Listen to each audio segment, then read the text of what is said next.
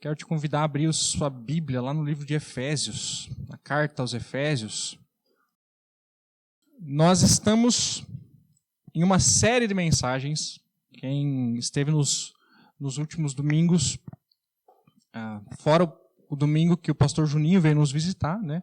Nós estamos em uma série de mensagens chamada Videira, onde nós estamos falando a respeito da igreja e de um processo de discipulado que acontece na vida da igreja, de todo filho de Deus, que é o processo de nós nos conectarmos a Ele, crescermos e frutificarmos, né? E na semana passada nós olhamos para esse texto de João 15, que Jesus usa o exemplo de uma videira. Então, através desse exemplo, nós olhamos como que acontece o crescimento na vida do cristão. Apenas quando nós permanecemos conectados na videira é que de fato nós crescemos e de fato frutificamos. Tudo começa no conectar.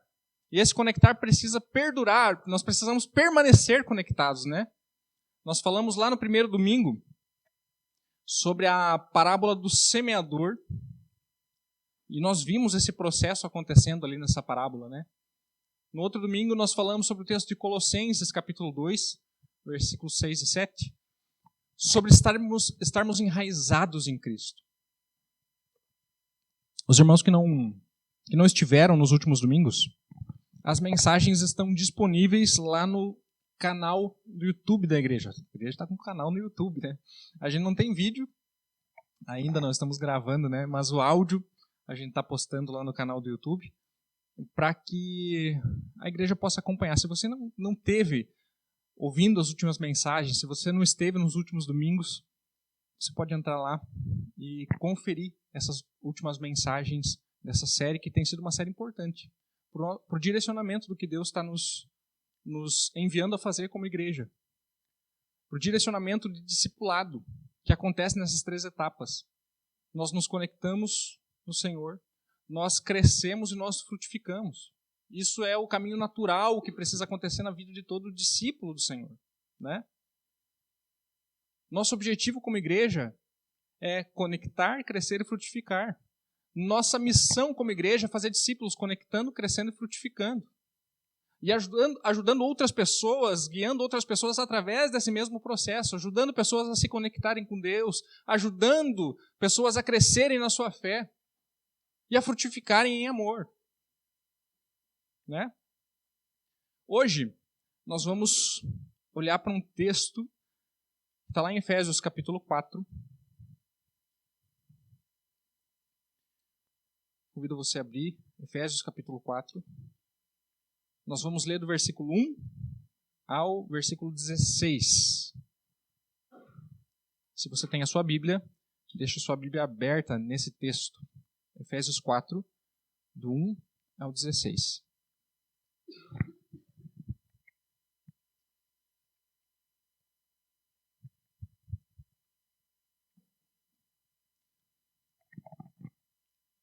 Diz assim: como prisioneiro no Senhor, rogo-lhes que vivam de maneira digna da vocação que receberam. Sejam completamente humildes e dóceis e sejam pacientes, suportando uns aos outros com amor.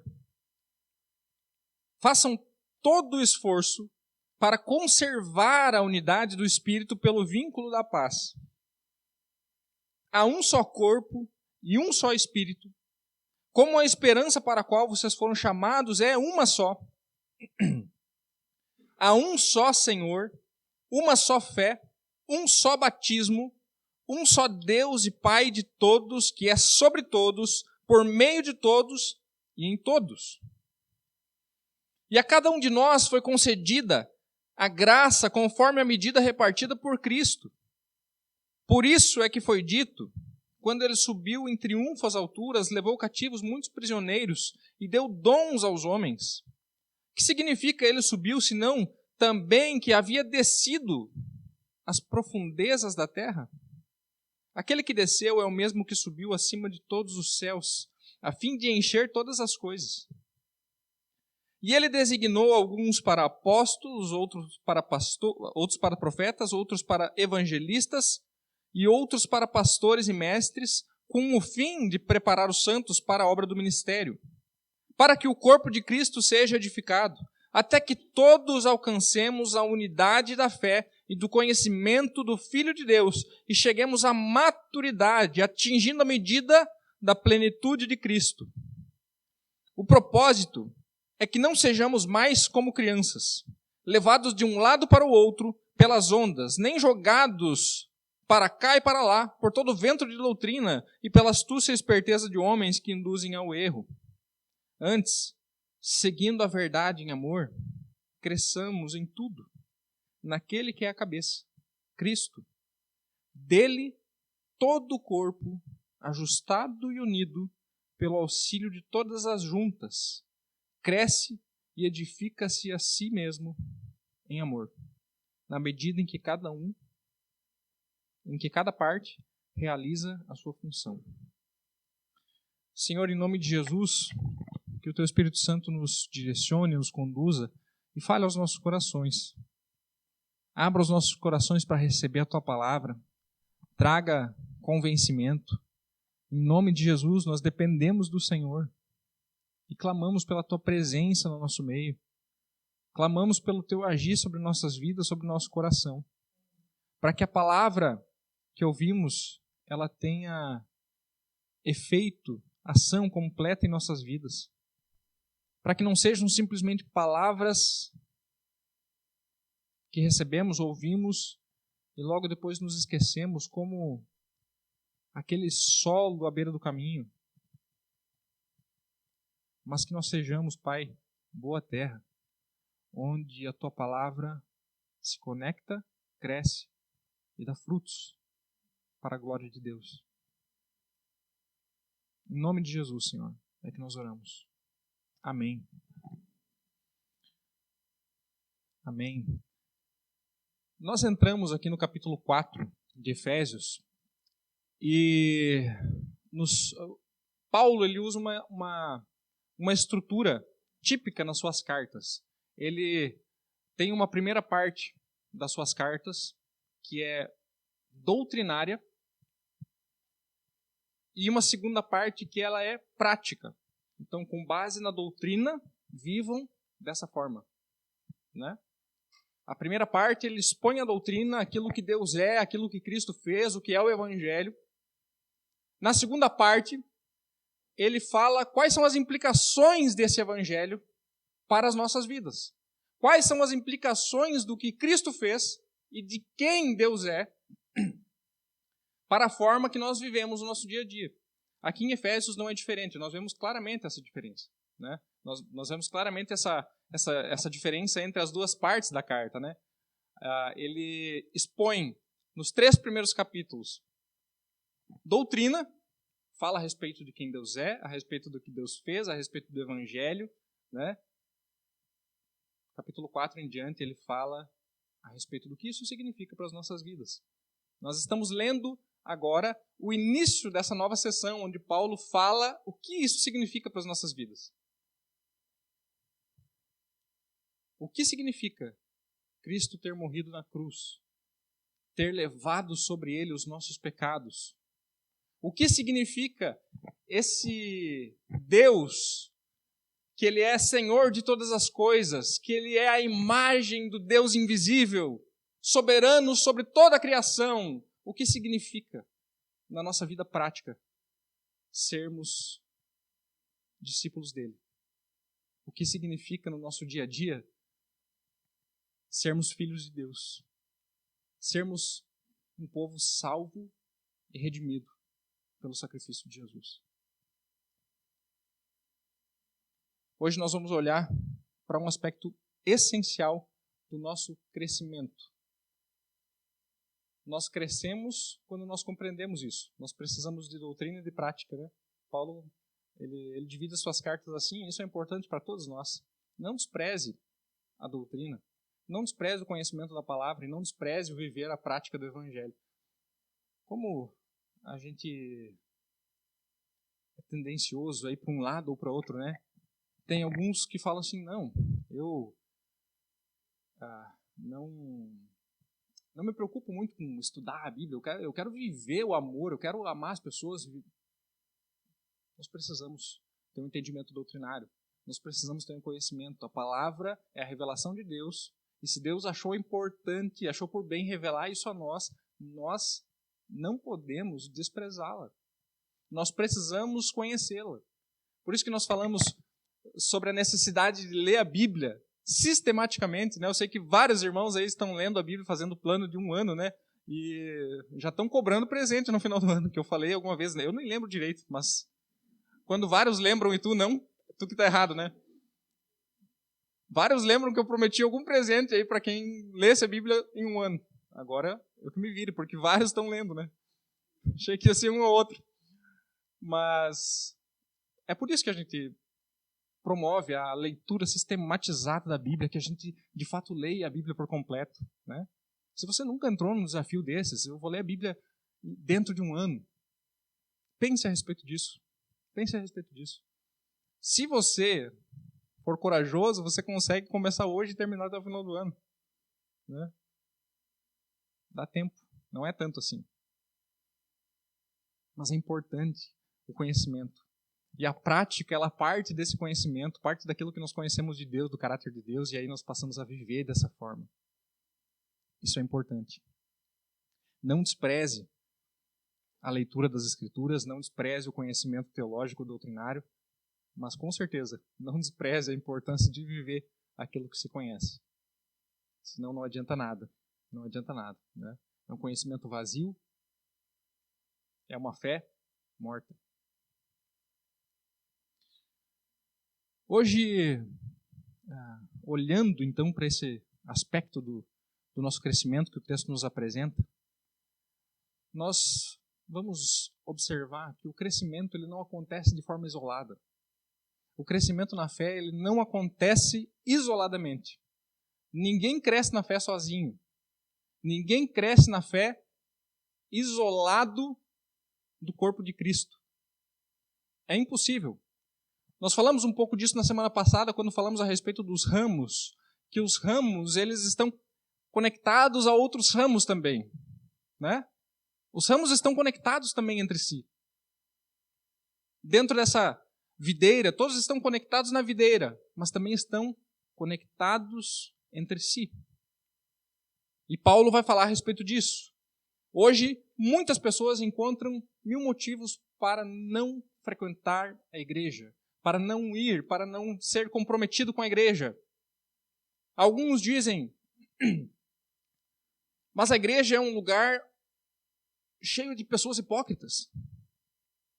Eu não vou na igreja porque tem pessoas hipócritas lá.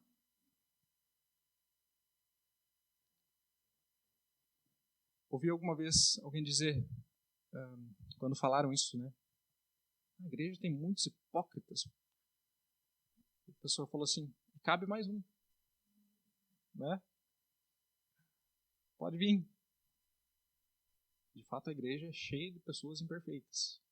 Se você olhar para o seu lado, talvez você não conheça a fundo os pecados dessas pessoas que estão ao teu redor. Mas você não tenha dúvidas que essa pessoa tem pecados. Coisas que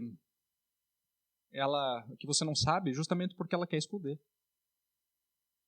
Porque é vergonhoso. Todos nós somos cheios de pecados. Algumas igrejas colam uma placa na frente, né, escrito proibida a entrada de pessoas perfeitas. Ninguém é perfeito. O problema é se Jesus fala, opa, né? Então não posso entrar? O perfeito é só Ele. Nós somos imperfeitos. Né? A hipocrisia ou os pecados das pessoas que estão ao meu redor não são um motivo pelo qual eu posso deixar a comunhão. Porque eu também sou cheio de pecados. Também estou na mesma situação. Outros dizem assim, não, mas a igreja não acrescenta nada em minha vida. Eu não estou perdendo nada. O que eu ganharia indo à igreja? Você já pensou algo assim? Muitas vezes a gente tem essa mentalidade de qual é o benefício de ir à igreja. O que eu estou ganhando indo lá?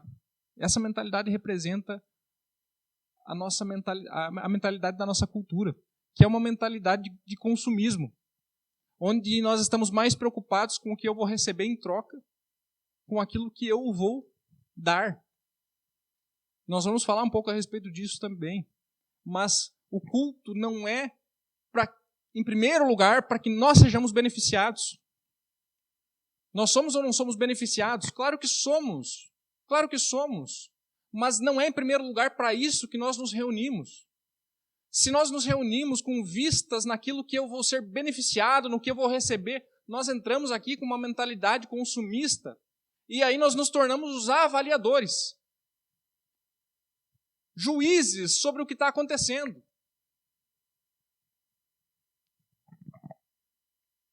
Talvez até o final do culto a gente se reúne e diga, isso foi bom, isso não foi bom, o fulano falou uma coisa que eu não gostei. Não é para isso, em primeiro lugar, que nós estamos aqui. Outros podem dizer assim, o culto é muito chato. Tem que ficar 1 hora lá sentado ouvindo uma pessoa falar, me dar um sermão, né? É muito chato. Mais uma vez, uma mentalidade do que eu vou receber e como eu vou ser entretido, né? Nós não sabemos nem mais sentar e ouvir alguém falar. Nenhum outro ambiente nos prepara para o que acontece aqui, né? Nada mais na nossa vida nos prepara para nos sentarmos e colocarmos a nossa atenção em algo que está sendo falado. Pelo contrário, nós nos preparamos, hoje nem no banheiro você vai mais e lê as revistas que estão por ali, né? A gente pega o telefone e a gente se prepara para conteúdo rápido sendo consumido imediatamente e achamos chato ter que ficar sentado um tempo na nossa semana para ouvir alguém falar. Ainda mais se quem está falando não é o pastor que eu escuto na internet, que eu gosto do jeito que ele fala. E agora eu tenho que ouvir esse louco aí. Não é fácil, né? Não é fácil. Tantos outros motivos podem afastar as pessoas da comunhão. Tantos outros motivos. Você lembra de algum outro motivo? Alguém pode citar algum outro motivo? Você já ouviu alguma coisa? Por que não ir à igreja? Vai piorar. E mais?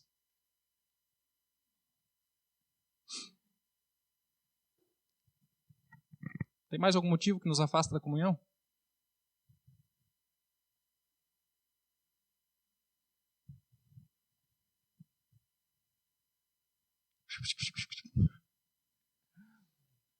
Talvez tenham vários motivos que nos afastem, né? Mas, diante de qualquer motivo que nos afaste desse lugar, desse povo, dessa comunhão, tem um só motivo que nos traz aqui, que é Cristo. E esse único motivo, ele deveria superar qualquer motivo que nos faça abandonar a comunhão. Se nós tivermos essa expectativa de nos conectarmos ao Senhor quando viemos aqui, isso supera qualquer motivo que eu possa colocar diante de mim, que não me afaste da comunhão. Diante dessa necessidade que nós temos uns dos outros na nossa caminhada da fé, nós vamos olhar para esse texto e vamos ver 4 coisas a respeito do nosso chamado para vivermos unidos uns com os outros e em Cristo. Em primeiro lugar, a graça da unidade. A graça da unidade. Paulo diz assim: rogo-lhes que vivam de maneira digna da vocação que vocês receberam. Deus, ele revela ao longo da história o plano de salvação, a forma como ele desenrola esse plano de salvação, a forma como ele apresenta e aponta para Cristo, né? O Antigo Testamento todo é a história de Deus revelando a salvação. Isso acontece aos poucos. Isso acontece aos poucos. Mas a partir do momento em que o homem cai em pecado e se afasta de Deus, a partir do momento em que esse galho é desconectado da videira e agora ele está morto, Deus se expressa de forma missionária, indo atrás, indo em direção a esse homem caído, indo em direção ao pecador. E nós vemos isso, a revelação completa da forma como Deus busca o homem, quando Jesus declara a respeito de si mesmo. Lá em Lucas capítulo 19, versículo 10, Jesus diz: o Filho do Homem veio para buscar e salvar o perdido. Jesus veio exatamente por isso, porque Deus é um Deus missionário que está em nossa direção, que vem em direção ao homem, porque o homem é incapaz de ir em direção a Deus. Então Deus, Ele revela esse plano. Ele quer nos salvar, Ele veio nos buscar, e Ele veio nos salvar do quê? Ele veio nos salvar do pecado, não simplesmente do inferno. Nós falamos isso na nossa classe de membros, né? Nós sempre falamos a respeito disso. Do que nós somos salvos? Nós não somos salvos simplesmente do inferno. Se nós pensarmos que a salvação é simplesmente um passe livre do inferno, nós reduzimos a obra de Cristo. Ele veio para nos salvar do pecado e das consequências do pecado. Ele nos salva da condenação do pecado, o inferno, mas não apenas isso, ele nos salva do poder do pecado na nossa vida presente. O pecado não domina mais sobre nossas vidas. Nós entramos naquilo que nós chamamos de um processo de santificação. A partir do momento em que cremos no Senhor, nós entramos em um processo que vai durar a nossa vida toda, processo de santificação. Nos tornarmos mais parecidos com Cristo. E Deus usa várias ferramentas para que isso aconteça. Para que nós nos tornemos mais humildes, como o texto diz, né? Sejam completamente humildes e dóceis, sejam pacientes, suportando uns aos outros com amor, façam todo o esforço para conservar a unidade do Espírito no vínculo da paz, para que nós nos tornemos mais humildes, mansos, pacientes, amorosos, perseverantes. Tudo isso é o caráter de Cristo sendo formado em nós, isso não é natural nosso. Você não vai, por conta própria, se tornar mais humilde, mais manso. Você não vai. Mas Deus, através desse processo em que o Espírito Santo vai moldando seu caráter, Ele vai te tornando mais parecido com Jesus. Quem é humilde senão Jesus? Quem é manso senão Jesus? Ele mesmo diz: aprendam de mim, pois sou manso e humilde de coração. É o caráter dele sendo formado em nós. É isso que significa santificação, é o caráter de Cristo sendo formado em nós. É nós nos parecermos mais com Ele a cada dia. E Deus usa de diversas ferramentas para que nós nos tornemos mais parecidos com Jesus. Na minha vida, algumas ferramentas que Deus utilizou e utiliza para me tornar mais parecido com Jesus. O casamento. No casamento, a gente precisa começar a olhar para o outro, não apenas para si mesmo, né? E você precisa ceder muitas vezes. Você, através dos atritos, você vai precisar aprender a perdoar, você vai precisar aprender a pedir perdão. E isso vai santificando. A paternidade é um grande instrumento de santificação, porque você percebe o quanto você é egoísta, o quanto você não está disposto a sofrer e a se doar, e você precisa aprender a fazer isso. E Deus vai trabalhando na nossa vida. E adivinha, a igreja é um grande instrumento de santificação na nossa vida. A comunidade, a comunhão, é um grande instrumento de santificação na nossa vida. E isso acontece de diversas formas dentro da igreja. Porque nós criamos diversos relacionamentos que vão nos abençoar de uma forma ou de outra. O exemplo da vida do meu irmão, que está conseguindo lidar bem com alguma área da vida, pode me inspirar, pode me tornar melhor, pode me fazer mais parecido com Jesus. A influência que o meu irmão faz sobre a minha vida me torna mais parecido com Jesus.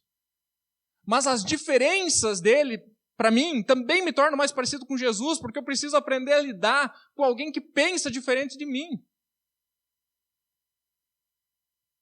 Até mesmo os atritos que possam vir a ocorrer entre nós nos tornam mais parecidos com Jesus, se nós estamos dispostos a isso. Porque nós também vamos precisar aprender a perdoar e a pedir perdão. Toda vez que pessoas se reúnem, que pessoas convivem umas com as outras, vão surgir atritos ali também. Vão surgir divergências ali também. Mas unidade significa a gente aprender a viver com a diversidade. E ainda assim, amar. Amar pessoas que são bem diferentes de mim. Pessoas que talvez lá fora eu nunca me relacionaria. Mas aqui dentro se tornam a minha família. Meus irmãos em Cristo.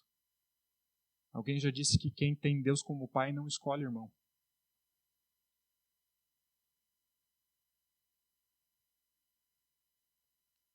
Geralmente, alguém que sai de uma igreja por causa de um irmão, dificilmente vai parar em outra igreja. Por que eu estou dizendo isso? Porque se você não aprender a lidar com os atritos que acontecem, você não vai parar em lugar nenhum. Você não vai parar dentro de um casamento. Você não vai parar dentro de uma igreja. Você não vai parar em lugar nenhum. Ou a gente aprende a lidar com os atritos, a perdoar, a pedir perdão, a aprender, a melhorar, a ter o caráter de Cristo formado em nós. Ou a gente vai ser sempre insatisfeito. E o outro vai ser sempre errado. E a culpa é sempre do outro. E eu sempre tive os meus motivos para sair. Eu sempre tive os meus motivos, o meu orgulho próprio. Eu sempre tive algum motivo.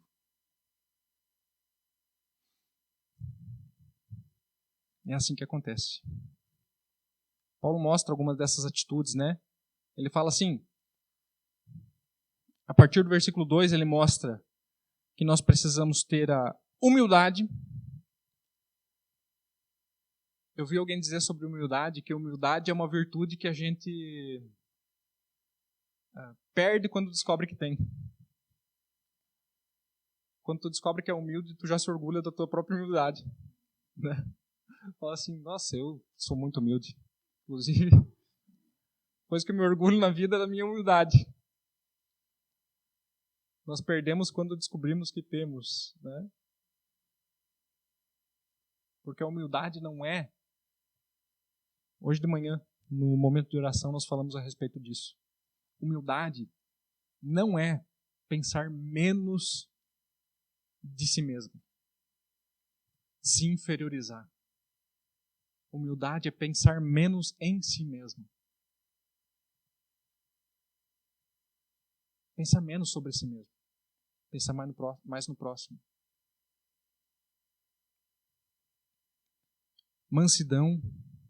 Alguns entendem hoje que mansidão é sinal de fraqueza. Você ser manso diante de ataques é sinal de fraqueza. Mas com isso nós estamos dizendo que Jesus foi o mais fraco de todos, né? Porque se teve alguém que foi manso, orando, Deus perdoa porque não sabem o que fazem quando os seus algozes, assassinos estavam o matando. Isso é sinal de fraqueza? É fraqueza? Paciência para suportar, né? Suportar com amor. Suportar com amor, a Bíblia fala a respeito de suportar uns aos outros. Nós podemos não apenas dizer assim, eu não te amo, eu te suporto. Né? Já ouviu isso? Não é que eu gosto, eu suporto essa pessoa. Não é a respeito disso que a Bíblia está falando quando nós devemos suportar uns aos outros. Né? Eu não gosto daquele povo, eu só suporto eles porque preciso. Mas é servir de suporte para o próximo. Né? Se trata disso. servir de suporte. É como se tivesse um lugar alto e você é aquele que dá o pezinho, né? Coloca ali para impulsionar essa pessoa, suportar ela, dar suporte para que ela cresça, para que ela avance, para que ela se aproxime do Senhor.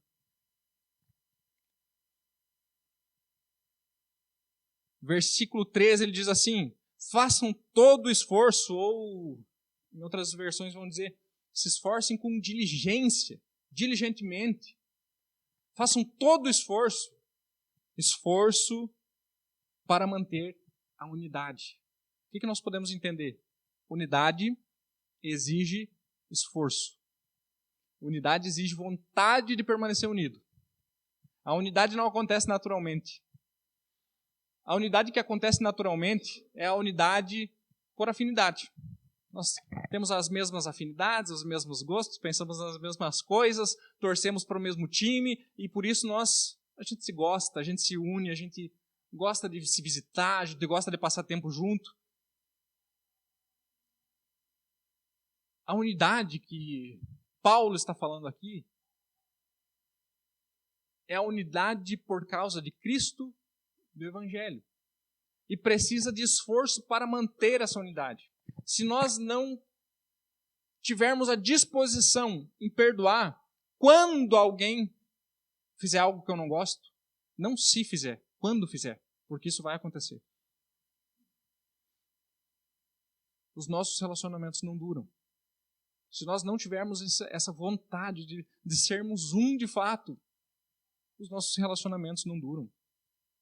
A graça que nós recebemos, ela precisa moldar a forma como a gente se compromete com o nosso irmão, com a nossa igreja. Nós recebemos a graça de Deus. Isso molda a forma como eu me relaciono com as pessoas, porque eu me relaciono com graça. Você lembra daquela parábola que Jesus conta do credor incompassivo? Onde um homem devia muito e foi perdoado, e ele encontrou o conservo que devia uma quantia que não era insignificante, mas era muito menor, né? E ele cobra até o último centavo. Ele não tem a mesma disponibilidade em perdoar diante da grande dívida que lhe foi perdoada. E por isso, no final, ele é cobrado. Ele é preso.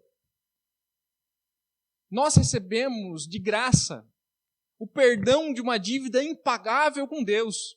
E isso transforma a nossa disposição em perdoar as dívidas uns dos outros. A graça que nós recebemos transforma a nossa disposição em nos relacionar e perdoar o outro. Cristo é o nosso maior exemplo, né? Morreu pelos seus inimigos. Como que você enxerga a comunhão com a igreja? Como você enxerga a comunhão? Você consegue ver a graça de Deus através das pessoas imperfeitas que Deus colocou ao teu redor? Você consegue ver que através das pessoas cheias de problemas e de defeitos que Deus colocou ao teu redor, Deus está expressando graça sobre a tua vida? Consegue perceber isso? Que Deus está moldando e formando o caráter de Cristo em você através dessas pessoas. Através do nosso contato, através do nosso convívio, através das nossas diferenças, através do exemplo um do outro. Através de tudo isso, Deus está estendendo graça sobre a nossa vida. Se você está dentro de uma igreja, inserido em uma igreja, isso é graça de Deus. Deus está moldando o caráter de Cristo em você através disso. Por isso, diante de tantos motivos que eu possa achar para não estar em comunhão, existe um motivo muito maior que me faz permanecer conectado a essa videira. Segundo lugar, o fundamento da unidade, a base da nossa unidade. O texto diz: há um só corpo, um só Espírito, uma só esperança, um só Senhor, uma só fé, um só batismo, um só Deus e Pai de todos, que é sobre todos, por meio de todos, em todos. Paulo apresenta esses fundamentos doutrinários que unem o corpo de Cristo, né? Nós fazemos parte de um só corpo, um só Espírito, uma só esperança, um só Senhor, uma só fé, um só batismo, um só Deus e Pai. Se você perceber, no meio desses fundamentos, ele fala a respeito do Espírito, fala a respeito do Pai, fala a respeito de Cristo, o Senhor. A Trindade. A própria natureza de Deus é razão pela qual nós vivemos em unidade. Porque Deus é um Deus triuno. Ele vive em harmonia perfeita em um relacionamento de comunhão e unidade entre si mesmo. O Pai, o Filho e o Espírito. E isso é o maior exemplo para guiar as nossas relações. A forma como a própria Trindade vive desde a eternidade, em harmonia. É o maior exemplo para nós. Nunca vamos chegar lá. Mas é o nosso norte, é o nosso alvo. Vivermos esse tipo de comunhão, esse tipo de amor entre nós. Não existe verdadeira unidade sem nós entendermos verdadeiramente a doutrina do porquê nos unimos. Não existe verdadeira unidade se nós não tivermos convicções corretas a respeito do Evangelho. Porque nós vamos estar unidos em quê? Se nós não temos convicções. Se não estamos unidos em um mesmo propósito, no mesmo Senhor, na mesma fé, nós vamos estar unidos em quê? No mesmo tipo de futebol, né?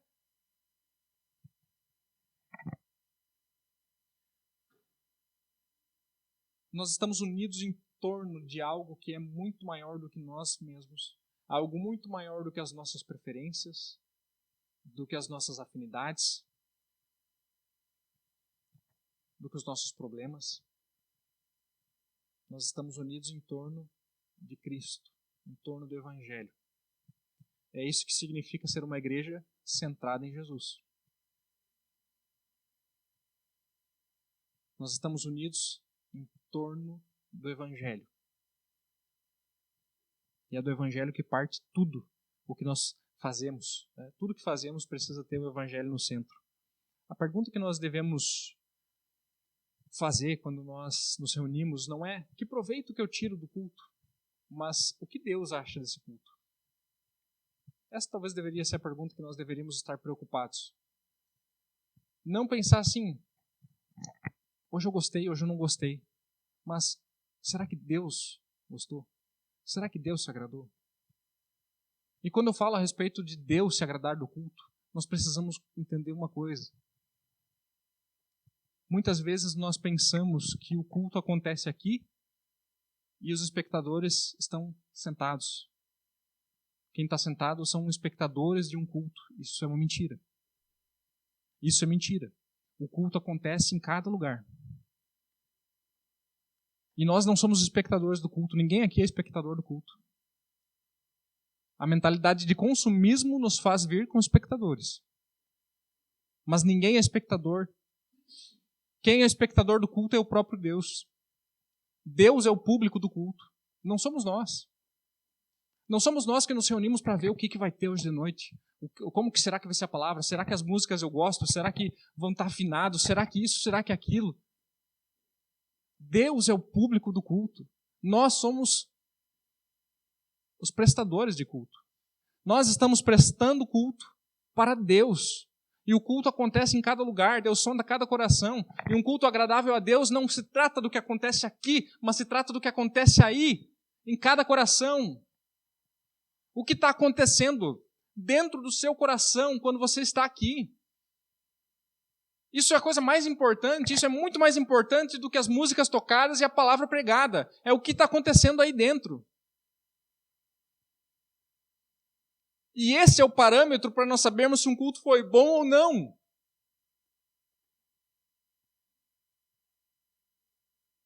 Se o coração está quebrantado diante de Deus ou não. se eu vim de fato para me conectar com o Senhor ou para ser entretido, para ver se hoje as coisas iam funcionar bem. Deus é o público do nosso culto. Então, quando você vier para cá, não venha com a expectativa nos músicos, no pregador, em quem quer que seja. Venha com a expectativa em Cristo. Porque se você vier para se encontrar com Ele, você vai ter isso. Se você vier para ter uma palavra que te emocione, que te abençoe, nem sempre isso vai acontecer.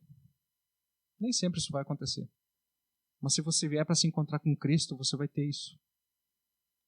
Ele está disponível. Ele está disponível. Amém? Quais são as suas expectativas quando você vem para cá? Quais são as suas expectativas em se reunir com a igreja? De fato, nós somos abençoados, irmãos. Eu sou muito abençoado pela igreja, pelo convívio da igreja, pelos cultos, pela palavra, pelas canções. Eu sou muito abençoado. Mas o foco principal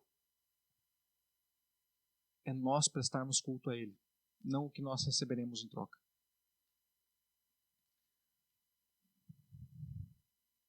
Terceiro lugar, os dons para a unidade. O texto diz assim: e a cada um de nós foi concedida a graça, conforme a medida repartida por Cristo. Por isso é que foi dito, quando ele subiu em triunfo às alturas, levou cativos muitos prisioneiros e deu dons aos homens. O que significa ele subiu, se não também que havia descido às profundezas da terra? Aquele que desceu é o mesmo que subiu acima de todos os céus, a fim de encher todas as coisas. E ele designou alguns para apóstolos, outros para profetas, outros para evangelistas, outros para pastores e mestres.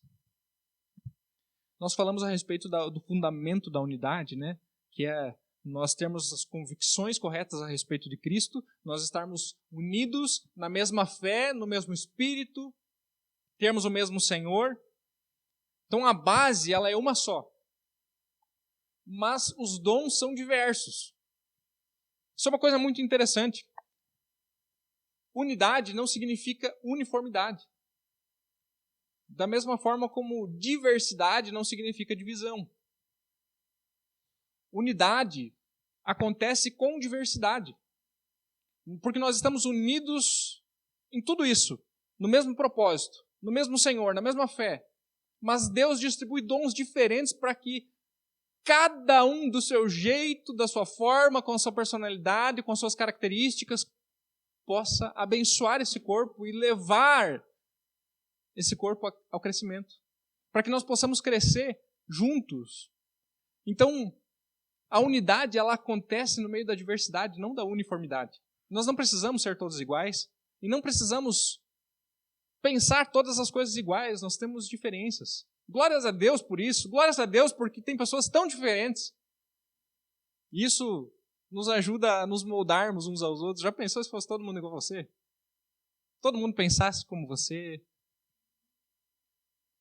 Em primeiro lugar, que eu não sei se eu suportaria outro igual a mim, né?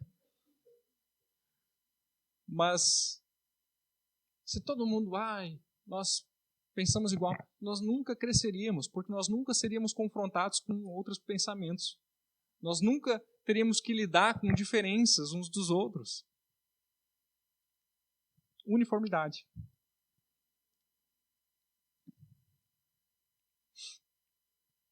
Cada cristão recebeu dons para servir e edificar a igreja. Aqui ele fala a respeito de alguns dons dados à igreja, e ele cita alguns dons ministeriais, né? Ele fala assim, Deus chamou alguns para apóstolos, profetas, evangelistas, pastores e mestres. Ele fala a respeito desses ministérios, mas esses ministérios não foram dados por Deus para que o ministério fosse centralizado na mão de poucas pessoas. Compreenda isso aqui. Muitas vezes nós olhamos para isso e você fala assim, mas eu não sou apóstolo, né? Eu não sou um profeta, não sou evangelista, não sou pastor, não sou mestre, eu não sou nada, então deixa eu ficar na minha. Esses dons dados à igreja, esses ministérios dados à igreja, não foram dados por Deus para a centralização do ministério.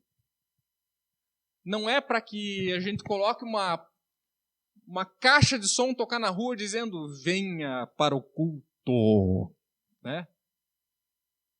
Tem um homem de Deus. É sempre uma voz assim, né? Que revela até CPF. Que faz curas, que faz milagres. Gente, centraliza como se o poder estivesse numa pessoa. Como se o profeta fosse aquele que tem o poder. Ele que tem a palavra, ele que revela. Como se estivesse numa pessoa a cura. Ele curou tantas pessoas. No ministério dele, tantas pessoas voltaram a andar. Tantos foram curados de câncer. Tantos casamentos restaurados. Tantos isso, tantos aquilo. Irmãos, daí bota a foto do fulano na fachada da igreja. Os ministérios não foram dados para a centralização, mas para a capacitação da igreja para o ministério. É a respeito disso que o apóstolo Paulo está falando. Ele diz assim, ele designou alguns para apóstolos, outros para profetas, outros para evangelistas, outros para pastores e mestres, com o fim de preparar os santos para a obra do ministério, para que o corpo de Cristo seja edificado. Ou seja, não é para centralização. É para que mais pessoas sejam capacitadas e envolvidas na obra do Senhor. O poder não está em alguém, em um profeta fulano de tal. É justamente o contrário. Deus deu pastores, mestres, evangelistas, apóstolos, profetas para a igreja, para que o corpo fosse capacitado para edificar uns aos outros. Esses dons existem para equipar o povo ao ministério, para criar ambientes onde os dons possam florescer, né? Onde os dons de todos, como todos somos cristãos e todos temos dons, todo cristão tem dom, um ambiente onde esses dons possam florescer. Você tem colocado seus dons à disposição do reino de Deus? Você tem servido aos teus irmãos? Porque faz parte do andarmos em unidade, nós servimos uns aos outros. E nós crescemos quando nós andamos em unidade. Nós crescemos quando nós não vivemos apenas para a nossa própria vontade, para os nossos interesses, mas para o bem do próximo. Nós crescemos quando nós nos tornamos humildes a ponto de, como Jesus fez, lavar os pés dos nossos irmãos. Não existe crescimento nessa videira sem a disposição em servirmos uns aos outros. Não existe crescimento se nós não nos dispusermos a servir. E por último, já encerrando, o crescimento da unidade. Nós falamos sobre a graça da unidade, o fundamento da unidade, os dons dados por Deus para a unidade e o crescimento dessa unidade. Com o fim de preparar os santos para a obra do ministério, para que o corpo de Cristo seja edificado, até que todos alcancemos a unidade da fé e do conhecimento do Filho de Deus e cheguemos à maturidade, atingindo a medida da plenitude de Cristo. Exatamente o que nós falamos antes sobre santificação. Nós atingirmos a maturidade significa nós nos parecermos mais com Cristo, a plenitude de Cristo, né? O propósito é que não sejamos mais como crianças, levados de um lado para o outro pelas ondas, nem jogados para cá e para lá, por todo vento de doutrina e astúcia e esperteza de homens que induzem ao erro. Antes, seguindo a verdade em amor, cresçamos em tudo naquele que é a cabeça, Cristo. Dele, todo o corpo ajustado e unido, pelo auxílio de todas as juntas, cresce e edifica-se a si mesmo em amor, na medida em que cada parte realiza a sua função.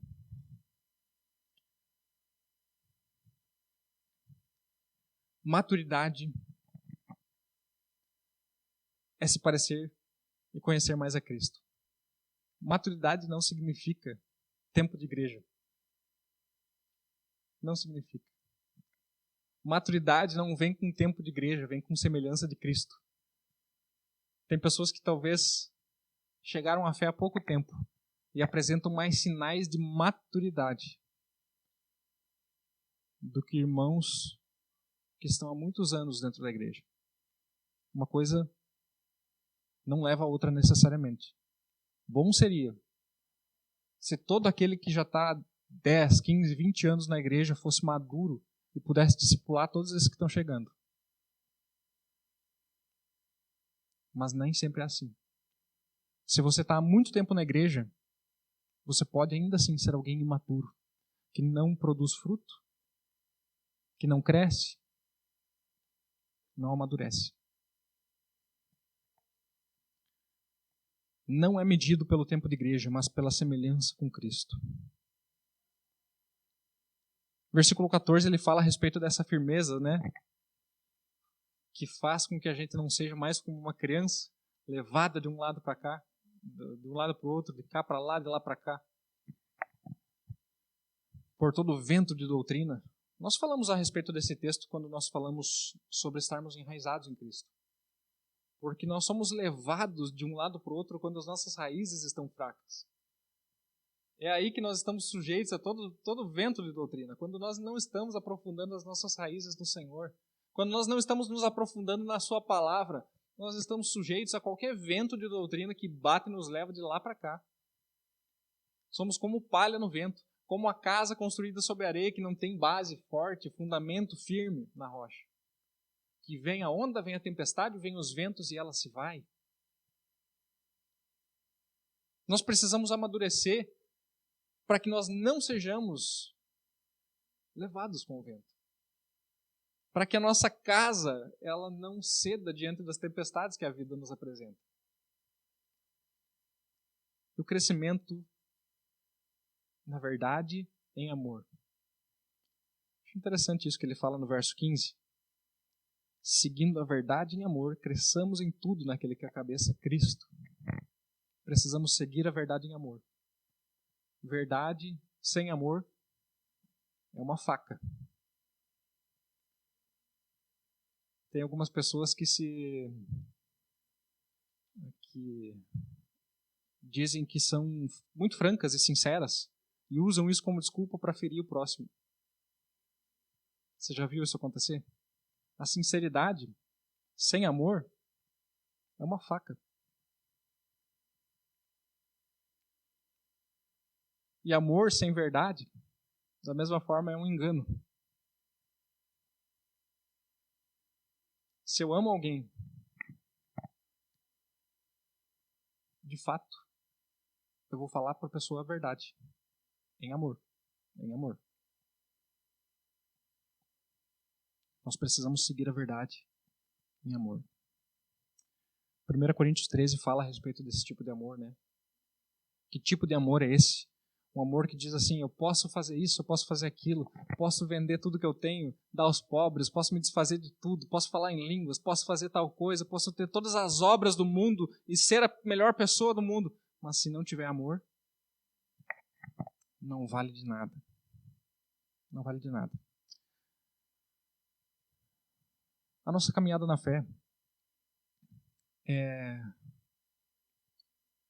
como uma criança. Quando nós chegamos à fé, nós chegamos assim, como uma criança, né?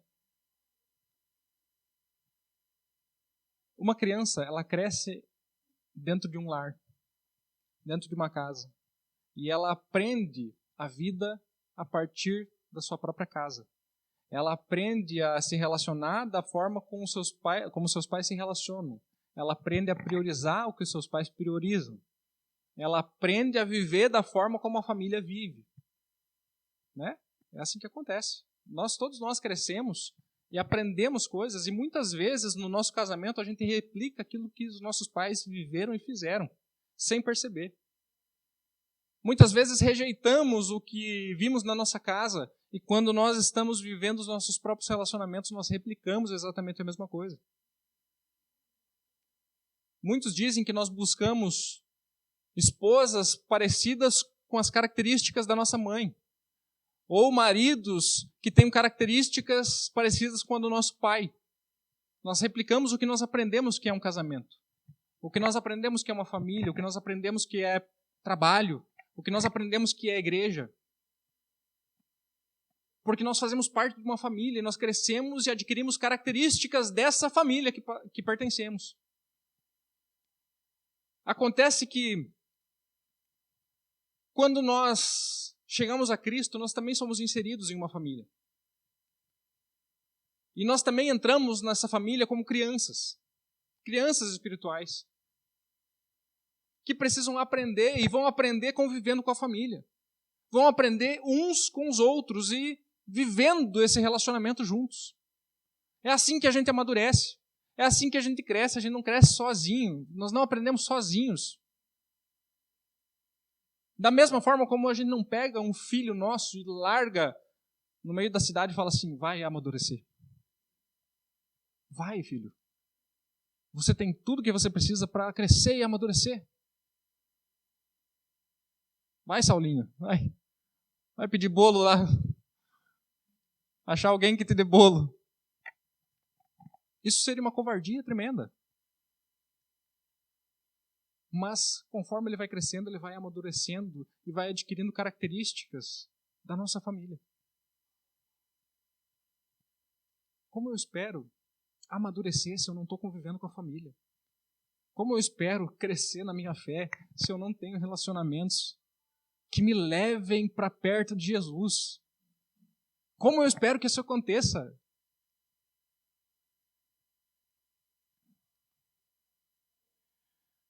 Deus não nos chamou para uma fé solitária, mas para crescermos juntos como um corpo, no qual cada parte tem a sua função. Quero ler de novo esse verso 16. Quero chamar uma pessoa do louvor para a gente encerrar. Verso 16 diz: dele todo o corpo, ajustado e unido, pelo auxílio de todas as juntas, cresce e edifica-se a si mesmo em amor, na medida em que cada parte realiza a sua função. Em nome de Jesus. Amém? Para refletir e praticar. Como você tem enxergado o seu papel dentro da igreja? Dentro desse corpo que o Senhor te colocou para fazer parte? Dentro dessa família que o Senhor te colocou para que você também seja um edificador? Como você tem enxergado o seu papel dentro desse corpo? Você tem sido um participante ou um espectador do que Deus está fazendo? Você tem buscado crescer na graça, humildade, mansidão, paciência e amor? Em outras palavras, você tem buscado se parecer um pouco mais com Jesus? E se todos tivessem o mesmo nível de compromisso que você? Como seria a igreja? Como a igreja se pareceria se todos os membros, se todos os irmãos tivessem o mesmo nível de comprometimento que você tem? Como que a igreja se pareceria? Como ela seria? Onde ela estaria? Eu já perguntei isso outras vezes. A igreja estaria vibrando ou estaria fechando as portas?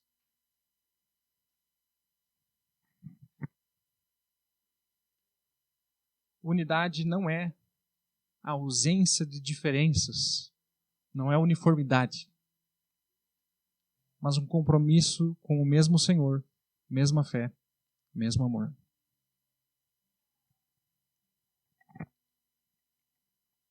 Não despreze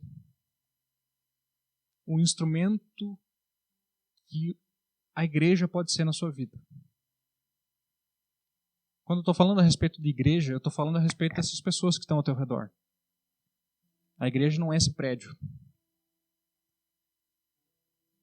Não despreze o instrumento de santificação que Deus preparou para que você fosse edificado, para que você fosse corrigido, confrontado, levado para mais perto dele. Não despreze aqueles irmãos que podem ser suporte para você, te dar o pezinho para te levar para cima, para te levar adiante. Não despreze. Talvez o principal motivo pelo qual nós somos levados a amar a igreja, a valorizar o corpo de Cristo. Você consegue saber que motivo é esse? O principal motivo pelo qual nós precisamos amar é porque o Senhor amou. E amou a ponto de dar vida por isso aqui. Jesus acreditou no corpo. Jesus acreditou até o fim. Jesus acreditou dando a vida. Ele amou dando a vida. E se Jesus amou a esse ponto, dando a vida por pessoas imperfeitas, sim, como eu posso desprezar aquilo que custou a vida do meu Senhor? Como eu posso desprezar?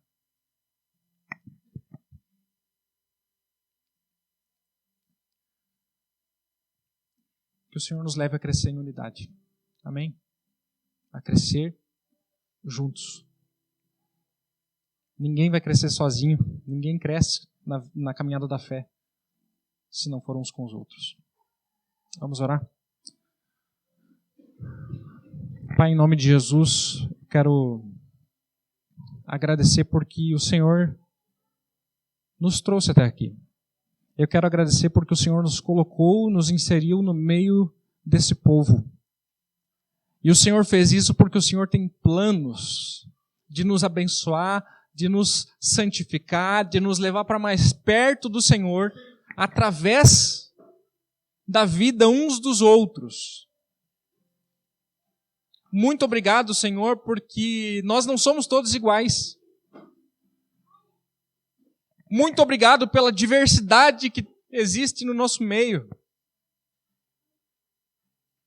Glórias ao teu nome por cada dom diferente que o Senhor esparramou com graça sobre essa igreja.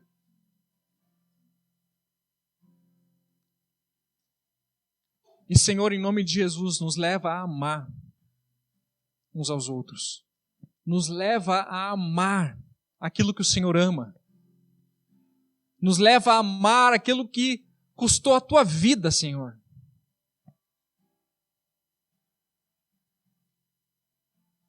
Em nome de Jesus, Senhor. Transforma o nosso comprometimento, o nosso compromisso com os nossos irmãos, com o nosso corpo. Nos transforma, Pai. Nós oramos em nome de Jesus. Amém. Que o amor de Deus, o Pai, que a graça de Jesus Cristo, nosso Senhor e Salvador, e a comunhão do Espírito Santo esteja sobre cada um de nós. No nome santo de Jesus. Amém.